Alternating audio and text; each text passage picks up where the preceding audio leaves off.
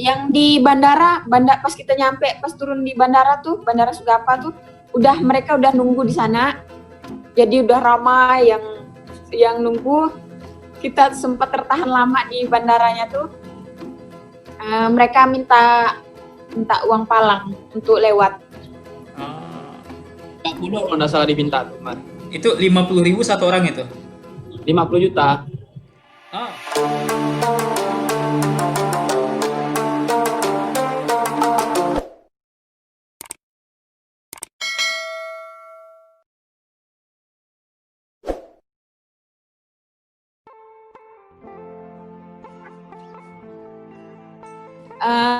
Yang pertama dari kita nih start dari Pontianak, terus menggunakan pesawat ya tentunya kan.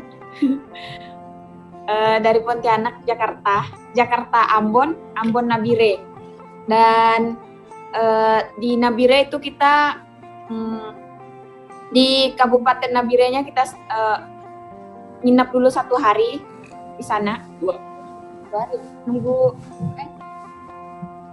Kita 2 hari di sana. Sekalian nunggu teman-teman datang kan, kumpul. Terus dari Nabire kita start langsung ke Sugapa menggunakan pesawat kecil. Kapasitas 6 orang. 12 orang. Terus dari Sugapa, nah kita itu di situ tertahan lama karena kena palang. Cukup sebenarnya dari Sugapa ke Suanggama itu mungkin kira-kira 2 jaman. 2 jam pesawat? Ya enggak, pakai menggunakan motor. Oh, motor. Oh, yang dari Nabire ke Sugapa yang pesawat kecil, Twin Otter. Iya. Dari Sugapa ke Suanggama tuh kita menggunakan motor. Nah, karena di sana tuh kan ada beberapa desa tuh, jadi mereka tuh ada biaya palang, jadi kita seharian baru sampai di Suanggama. Udah sore. Padahal cuma 2 jam. Iya, 2 jam, dekat. Lalu lanjut. Negosiasinya yang lama, Pak. Emang diminta berapa uangnya?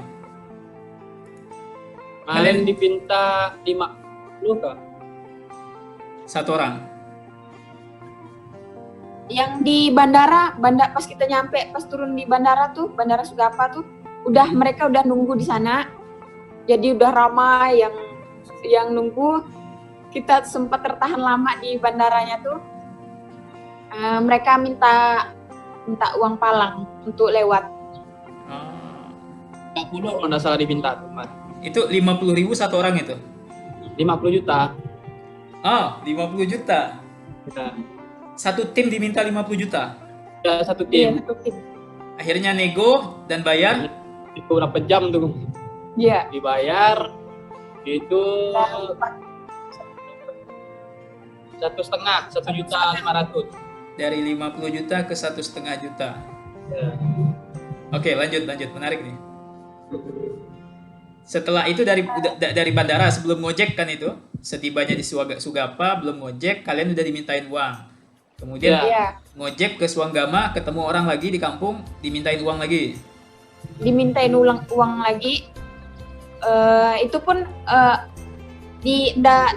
enggak di depan desa sih, enggak di dekat desa, cuman di tengah jalan pun kita kena palang juga.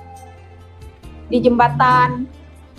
Pokoknya ada trek yang agak enak untuk dipalang, mereka singgah di situ lah. Itu orang yang sama atau orang yang beda itu? Orang yang beda. Jadi kan mereka kan mungkin udah tahu kan kedatangan kita. Ya.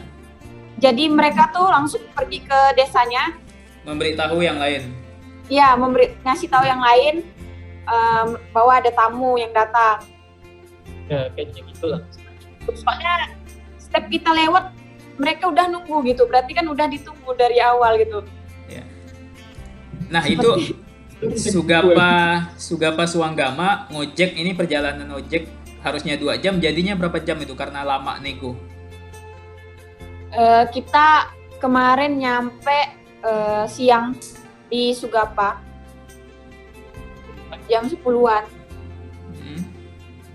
Jadi sampai jam 5 sore, jam 6 sore di Ya. desa di Sampai ke rumah. desa terakhir tuh jam 5 kurang. 5 kurang. 5 kurang nyampe di Suanggamanya. Itu nginap di rumah warga di Suanggama. Ya, nginap di rumah warga. Nginep di rumah kepala desa, kepala suku. Kepala suku. Menarik. Lalu setelah dari istirahat kan, besoknya lanjut. Ya, habis itu lanjut. Oh, habis itu nginap 1 malam. Itu kan istirahat. Nah, bangun paginya tuh kita sibuk cari orang, Bang, yang mau dijadikan porter. Sama cari bahan makanan. Oh, bahan makanan beli di situ. Itu untuk porternya, Bang. Oh, Untuk bekal porternya.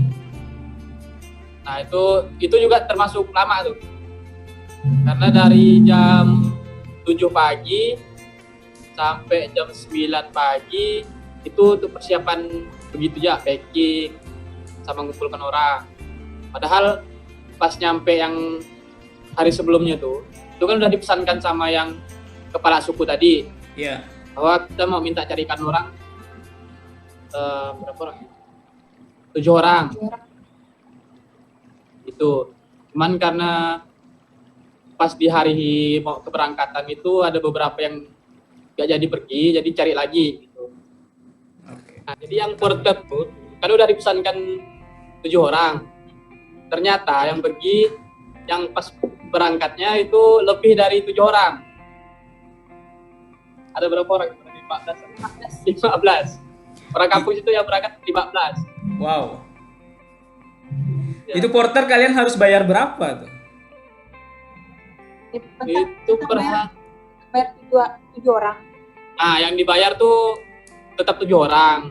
Iya. Karena kan yang misalkan kita pesan 1 orang itu porter. Nah, yang biasanya anak sama istrinya itu ikut berangkat, Bang, Oh. tanpa digaji. Tuh. Porter 1 orang per harinya 1 juta, 1,5 juta lah. 1 juta sampai 1,5 juta lah. 1 hari. Ya, 1 orang itu wajib pakai porter berapa? kemarin yang kami gunakan sih 1 orang. 1 orang ya. 1 orang wajib punya porter 1. Ya, Bayarnya 1,5 juta. seharusnya kan kalau kata orang kampung sih harusnya 2. Cuman karena kita minim biaya kan, Iya, iya. hemat-hemat. Makanan untuk mereka ya itu beli dari mereka untuk mereka gitu, Bang. Oh, jadi Konsumsi untuk oh, di luar Iya. gaji itu, di luar gaji yang 1,5 tadi. Ya, itu di luar gaji. Kemudian lalu kalau Kemudian- belikan barangnya, belikan bahan makanan untuk mereka itu semua anak-anaknya, istrinya juga dibelikan. Yang harusnya kita nanggung makanan untuk 1 orang. Iya, Bang. Itu sebenarnya udah tanggung jawab mereka sih. Itu di luar budget kita. Tapi mereka juga ada bawa umbi-umbian sih, Bang, untuk makan sehari-hari mereka juga. Wah, menarik. Lanjut. Itu udah mulai perjalanan nih dari Suanggama nih. Jalan. Oh, udah cari porter kan, habis itu mulai jalan. Itu mulai jalan sampai ke camp pertama. Kalau kami kemarin seharusnya kan di target tuh Indasiga untuk camp pertamanya, cuman karena ya berangkatnya telat kan, jadi kita hanya sampai di camp yang sebelumnya aja, sebelum Indasiga di Jambusiga untuk camp pertamanya. Camp di situ 1 malam. Terus lanjut lagi besoknya. Nah, itu yang di camp pertama tadi tuh, Bang, yang di Jambusiga. Iya.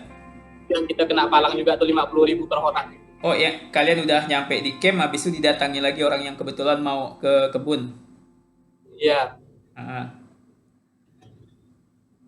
Nah, setelah itu baru besoknya lanjut berangkat jam 8 sampai ke camp yang kedua. Itu camp apa namanya, payung ya? Camp payung. Camp Payung itu sebenarnya untuk tempat persinggahan sementara, Bang. Misalkan target kan seharusnya siang sampai di situ, cuman kita nggak dikejar. Oh. Jadinya nginap di camp payung.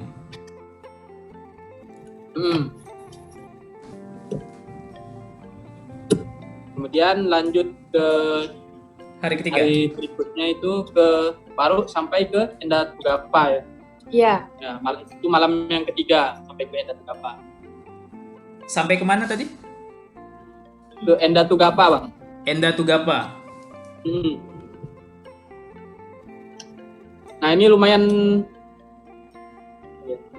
jalurnya itu yang pertama itu hari pertama sama hari kedua itu termasuk ada jalur yang berlumpur, kemudian hutan lumut, itu yang biasa sering terpleset pasti hutan lumut. Nah, pertama kita melewati sungai, terus jembatan yang biasanya orang lihat tuh yang dari kayu. Oke. Ya, Dari yang pertama itu kita udah melewatinya. yang dibilang Sungai Garam itu kan. Ya. Itu hari pertama. Terus kalau hari yang kedua itu kita melewati hutan lumut ya. Hutan lumut sama jalanan sama lumpur. Itu yang paling nguras tenaga di situ. Sebenarnya itu hutan lumut, Bang. Cuman karena di sana longsor, kemarin kita ketemu longsor pas di jalur, makanya jadi belumut, belumut. Jadi Belumpur. Belumpur itu. Oh, itu yang kalian harus pakai boot itu ya, mendaki pakai boot. Ya. Iya, harus menggunakan boot.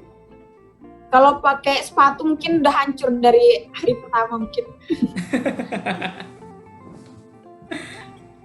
Itu boot bawa dari Pontianak atau beli di sana? Boot Dari Pontianak. bawa dari Pontianak. Sampai sekarang bootnya Karena masih kalau ada? misalkan belanja di sana kan mahal-mahal kan ya. Itu pas pulang mereka minta barang-barang kita. Aduh. Boot yang Oke, itu nanti. Biasa lah. Itu nanti. Lanjut cerita Oh, iya, tadi. oke. Sampai di camp Enda Tugapa. Apa tadi? Ada tuh apa? Hari kedua. Ya. Ini hari ketiga. Lanjut ke hari keempat. Keempat tuh kita menuju Camp Ebay. Dan Camp Ebay itu jalurnya tuh padang savana. Terus berbukitan, indah lah pokoknya. Nah, kalau di situ harus hati-hati juga karena Jebakan banyak. jebakan lumpur juga. Setiap kita lewat jalur itu kayak tanah tapi pas diinjak masuk ke dalam. Bahkan sampai sepaha, Bang, biasa. Itu jebakan Batman juga di sana. Di situ yang mulai gerimis ya kan. Iya, di situ juga yang nguras tenaga dari mungkin kalau nggak hati-hati kita bisa seleo. Kalau nggak hati-hati karena kaki kita tuh kadang masuk ke dalam lumpur dalam gitu. Ya, kalau menurutku sih yang lebih terasa menguras tenaga di bagian sini, Bang, dari Enda Tugapa ke Camp Ebay-nya. Karena ya jalurnya memang dari lumpur tadi itu kan. Lumpur, terus kita kena hujan juga. Apalagi mulai ketinggian tuh udah di ketinggian berapa? 3.000-an. 3.000-an. Ketinggian 3.000-an. Ya, Itu yang membuat lumayan berat. Tapi kemudian kan nginap di Ebay. Selanjutnya besok hari dari Ebay ke Nasim Dome, menuju Nasim Dome. Nasi Itu Dome. Nasi Dom. Ya, Nasim Dome. Hari kelima itu udah mau nggak dekat sih sebenarnya ke lembah danau-danau, masih jauh. Masih 10 kiloan. Nah, di situ udah vegetasinya udah agak berkurang. banyak ke Batu ya. ke batu-batunya, tapi masih ada padang ilalang tapi udah berkurang. Itu suhunya udah mulai dingin Dingin. sekali. Iya, Capai 4 derajat. iya 4 4 derajat. subuh. Ya. Oke. Dari Nasi Dom baru ke base camp Danau-Danau. Jadi pas perjalanan kita udah pakai jaket mulai hari ke camp Nasi Dome ke udah mulai pakai jaket karena udah cuaca dingin, walaupun pagi-pagi siang-siang udah dingin. Sekarang kita masuk ke itu bang, ke tendanya supporter. Karena kan kalau porter itu buat tenda, dia kan dari terpal kan, terus dia buat penghangat tuh hidupkan api di dalam tenda, buat api dalam tenda. Iya, Gitu. cukup unik. Jadi Itu untuk menghangatkan badan tuh kita masuk ke tendanya porter lah. mereka pakai tenda terpal Ya, Pakai tenda terpal. dan mereka nggak pakai jaket atau pakai jaket juga. ada yang pakai, ada yang enggak sih. Ada yang enggak sih? Mereka karena warga setempat. Enggak pakai Malah ada yang enggak pakai sendal, enggak pakai sepatu. Waduh, luar biasa. Yang uniknya tuh bang, anak kecil tuh juga ada yang ikut. Tuh, yang umur-umuran 6 tahun, baru-baru masih SD. Jadi mereka ikut tuh sampai bolos. Sampai bolos sekolah, dan itu pun mereka pasti ini ya apa nggak mikir adanya frostbite apa segala macam, nggak takut kedinginan. Enggak mikir. Oke, lanjut dari Nasi Dom teman-teman ke Lembah Danau-Danau. Belum. Nah, perjalanan menuju Nasi Dom ke Lembah Danau nih vegetasinya udah berkurang, malah tidak ada. Jadi di sana tuh udah jalannya udah pinggir kiri kanan tuh udah batu-batuan. Udah Jadi ilalang ya. ya paling dilalang itu pun di awal-awal perjalanan. Kalau udah dekat Lembah Danau udah masuk batu-batuan, dah tidak ada lagi rumput atau vegetasi lainnya kan. Di sana tuh pas perjalanan itu udah terasa berat karena kita ngelewatin zebra wall tuh yang agak sulit. Di situ nggak ada juga pengaman. Jadi udah kayak zebra wall tuh ibarat dia tebing gitu. Jelas. Oh, jadi zebra wall tuh kalian scrambling gitu? Iya. Iya. Scrambling tanpa pengaman? Pengaman. Tanpa pengaman. Itu juga batu-batunya licin, jadi kita harus hati-hati lah mau naik ke sana. Padahal kalau dilihat batunya itu kan putih itu ya. Sebenarnya Tapi sih enak dipanjat, licin. Bang. Enak dipanjat. Cuman karena ya berdasarkan suhu lah kali ya. Iya, suhu Jadi mungkin lembabkan bang dipegang batunya tuh tuh. dingin bang, dingin sekali lah. Jadi kita harus lepas sarung tangan dulu, habis itu baru kita naik. Wow. Itu yang dingin sekali, udahlah kita mau ngelepas sarung tangan dingin. Itu porter masih ikut? Masih porter sampai Lembah Danau. Mereka itu pun tidak sampai ke Lembah Danau-nya, agak jauh dari camp. Mereka tuh ngantar sampai Lembah Danau, terus tuh mereka turun lagi bang. Mereka Karena nggak camp di situ? Ya, Nggak, katanya Sudi ada gua. itu ada goa. Di situ Iya. mereka nginap. Oh. Oke, lanjut. Itu berapa lama kalian di Lembah Danau-Danau? Aklimatisasi segala macam? Itu Kita nyampe ke Lembah Danau agak malam. Sore jam 4 lah. 4. Jam 4 sampai. Habis itu ya gitu lah bang, masak, ngopi kan. Ya, Sampai malam tuh kita briefing. ya. Briefing tuh untuk berangkatan. Besoknya udah langsung turun lagi bang, menuju ke puncak. Oh jadi nyampe di lembah danau, besoknya langsung ke puncak. Iya. Ya, istirahat, langsung istirahat. Nggak boleh ngopi-ngopi nyantai, nggak boleh. Oke. Nah, di sana tuh kita udah merasakan sakit kepala. Karena mungkin perbedaan ketinggian. Saya sih dari setiap hari sih, rasa ya berdenyut lah gitu. Setiap hari, setiap ngecamp gitu terasa. Itu terasanya malam itu pas istirahat. Iya malam.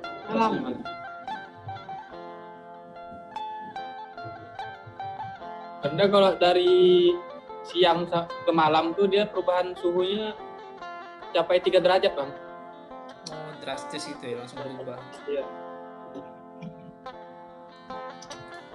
Nah jadi kalian nginap di lembah danau, besoknya subuh langsung berangkat ke puncak. Iya. Berangkat tuh jam 2 pagi. Jam 2 pagi. Ya jalan.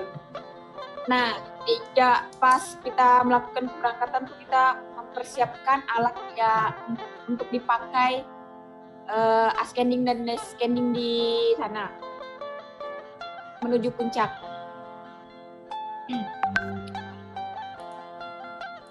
Dari jam 2 itu nyampe jam berapa puncak? Nah, coba ceritakan detailnya dia. Dari lembah danau kita jalan kaki dulu menuju bawah kaki Gunung Karteni, itu Lembah Kuning. Jadi dari lembah danau ke Lembah Kuning itu sekitar perjalanan tuh sekitar 1 jam. 1 jam kita jalan kaki. Nah, situ kita pas di bawah kakinya tuh kita persiapkan alat-alat untuk didaki, yaitu harness, karabiner, jumar, figur X, dan lain-lain. Terus kita naik sekitar jam 3 pagi. Itu cuaca masih bagus tuh, masih ada bulan purnama, masih enak-enaknya. Nah, pas sampai pagi hari, pas kita udah di tengah perjalanan tuh udah turun salju. Kita udah ketemu salju tuh di tengah perjalanan. Dikira kan awalnya kan bagus karena cuaca tuh malam tuh tidak ada sama sekali turun hujan atau salju gitu. Pas paginya kita ketemu salju, badai. Apa namanya? Badai, hujan. Iya, hujan. Hujan salju itu. Hujan salju. Lalu. Nah, setelah di atas, pas kita sampai di Jurang Babi, nah itu udah turun salju dah tuh. Di sana tuh ada 2 jalur, Terolean dengan jembatan.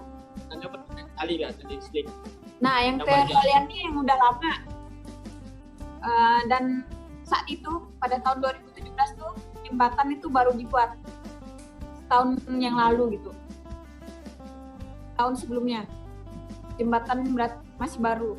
Jadi kita melewati Jurang Babi tuh menggunakan jembatan, agak lebih mudah karena cuma mengaitkan karabiner sama sling 2. Jadi Kostal. Iya, kostel. Kita lewatin itu.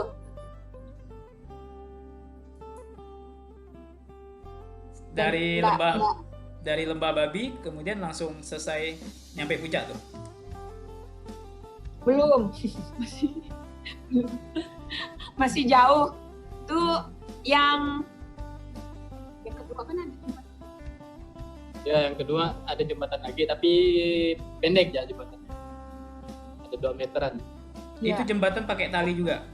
Sling? Itu agak susah sih karena Dia cuma tali biasa ya sih bang, tali kermantel gitu. Oh, Cuman dia nggak tinggi jurangnya, ada sekitar 2 meter lah. lembah babi itu berapa dalam jurangnya? sekitar Ratusan. Jauh. Dasarnya tuh nggak kelihatan bang. 500-700 gitu lah bang. Nah, nggak kelihatan. Wow. 700 meter.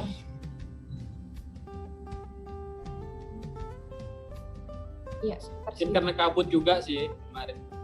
Jadi pas kita naik tuh cuaca lagi berkabut. Dan susahnya pas kita bawa kamera, lensa kamera tuh berembun di dalamnya. Jadi agak susah sih sebenarnya ngatasinnya.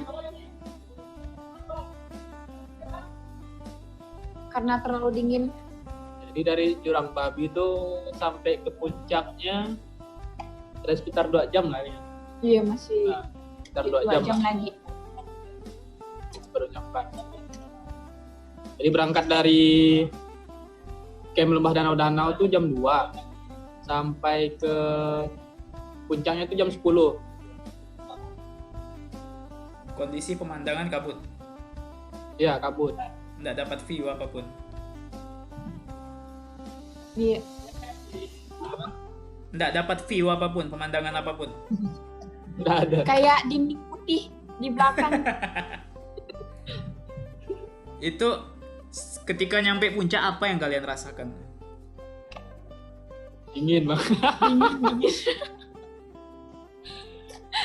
Dingin. Ya, pas haru sih bang. Terharu sih bang, perjalanan udah jauh, berat.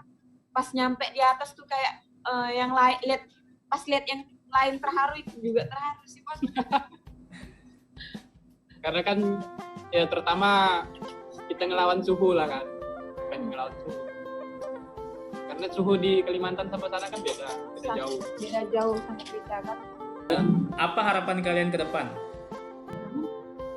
Kalau tuh harapan ke depan sih, ya mudah-mudahan kegiatan yang dibuat Mapala tuh tetap lanjut lah. Apalagi ya mungkin ini dianggap langkah awal lah kan. Nah kita udah nyampai ke puncak tertinggi yang di Indonesia. Ya mungkin untuk kedepannya bisa dibuat yang lebih lagi gitu, lebih dari ini. Kalau Gitu Dian, ya sih bang, menurut saya. kalau Dian, Kalau saya sih semoga Mapala terus berkarya gitu ya bang.